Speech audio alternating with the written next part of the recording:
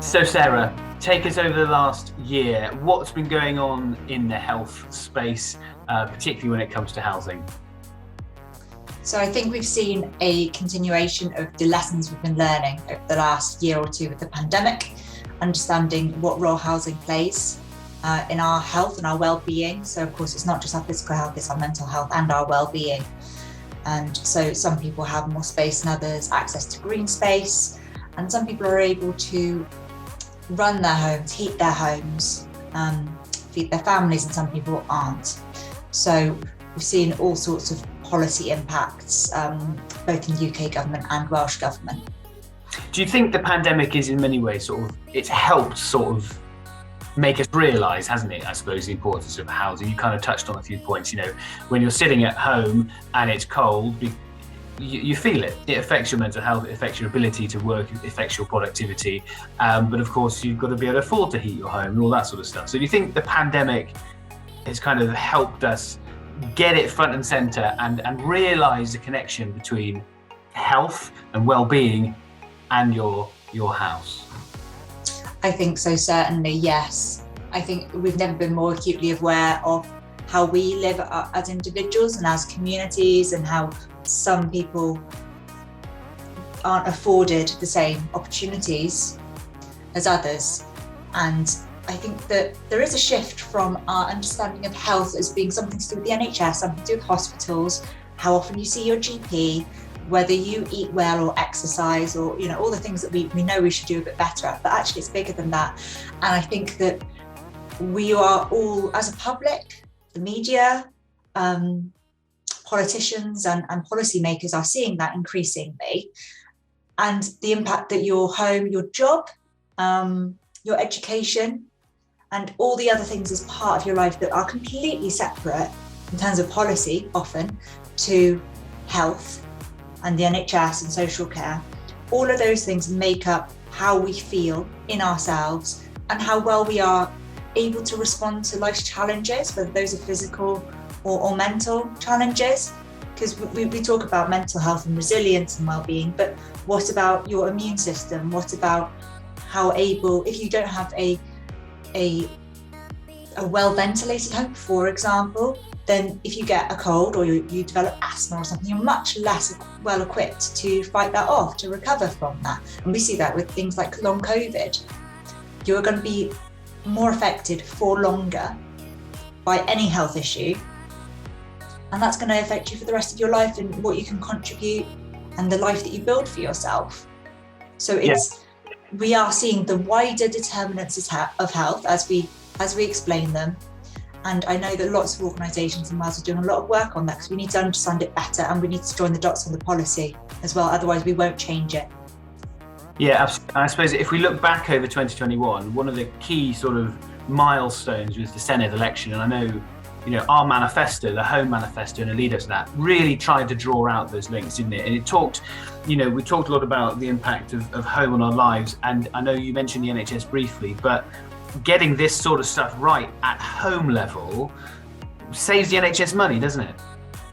Completely, absolutely. I mean, just to name one example that we're acutely aware of at the moment as we head into the winter, is trips and slips and falls. And we know how much that costs the NHS and GPs and all the other, it's not just the NHS, it's all the other services afterwards, social services, healthcare and social care and a care package. But if you just make sure that someone has the right adaptations in their home, so you're talking anything from a simple handrail to a stair lift to some things a bit more significant depending on the person's needs.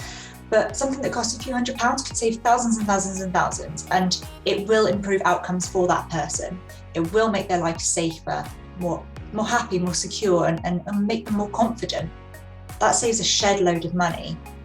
So if we can invest in housing and get that right for people so that their home is safe, it's secure, they know that they aren't going to be kicked out anytime, they can afford it, which is so difficult as we go into a very tough season now, and that it's suitable for their needs. And that's not just for older people or people with disabilities, it's suitable for their needs as a person and that time in their life and their family if they have one living with them. Then the huge amounts of money to be saved. But it's very difficult. We currently have a lot of our NHS spend going into crisis and responsive services, because that's what we've had to do. Yeah. But if we can just shift into preventative, as we are in homelessness, actually, then we will save money in the long run. We will make better use of the public purse, but also of people's resources and energy who are providing all those services. We've got a massive workforce issue in health, social care and other spaces, and that feeds into this as well. And those people will not be experiencing good health and welfare and well-being at the moment either. So it's a much bigger picture than we might imagine at first glance. It seems overwhelming and insurmountable, but it's not. We'll get there. I mean, you look at you look at Welsh Government and you look at the 20,000 homes target. Now that's great, obviously, to have an ambitious target. We know how challenging that's going to be, and we know it cuts across lots of different policy areas. But linking to policy, because you touched on this already in one of your answers, do you think, and what are the challenges of joining those dots between policy areas in order to actually really affect change and to address, some of the issues we talked about? I think there's a risk of, in policy making generally at the moment, analysis paralysis. Everyone wants to make the right choice in how they distribute their funding and how they manage their budgets. And it feels like you can't win because there are so many priorities. Everything's a priority, so what is the priority? And you can't please everyone as a politician or a policy maker and a budget decision maker. We know that. But I think we've got some very deep-rooted challenges. We have made progress with developing new homes, for example. In the last few years, we have developed a record number of social homes, of affordable homes, to increase the supply so that fewer people have to wait and not be in suitable housing. But before that, we didn't develop at the rate and pace and scale that we needed. So we weren't used to investing at that point and seeing it happen around us. And the public attitude and the political attitude towards the right type of development in the right type of place. But I think we are seeing the right conversations happening. So we're thinking about people's well-being and communities and how people access services and don't remain isolated and all this type of thing. But I think it's because we're feeling the impact of a few wicked problems, particularly decarbonisation, massive cross-sectoral, even though housing is a big part of that, and social housing is a big part of that, particularly at the moment. But these are big, nasty, wicked problems, and we're still recovering, still going through the impacts of the pandemic. So no, absolutely. It's a lot. It is a lot, and you mentioned about the positive conversations that are starting to happen and the changes that we're seeing. So as you look ahead to 2022, what are the things that are on your radar that you think, right, that's a key point to look out for, that's a key area of health policy that we in housing need to be aware of and take action on? It's interesting the way you say key things in health policy. When we're talking about the wider determinants of health, it's, yes, the direct health policy, but it's what else is going on in policy that affects health. So I think already that conversation is broadening. So, for example, the Plaid Cymru and Labour Welsh Government cooperation agreement talks about a right to housing and a right to adequate housing, and that's been talked about in the sector. Ty Powell and others have been real champions of that message.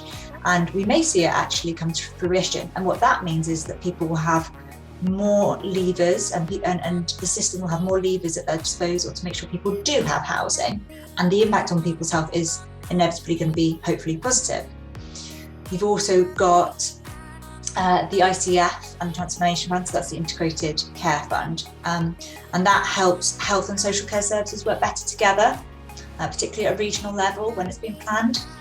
And that means that we will join those dots that we were talking about a little bit more, because people still consider social care and health to be separate entities when they should be working as part of the same system, hopefully. So there's a few big things. I definitely think that the Plaid Cooperation Agreement is going to be a very interesting catalyst for some things that have been bubbling under the surface for a while, maybe giving Welsh Government permission to push ahead with those.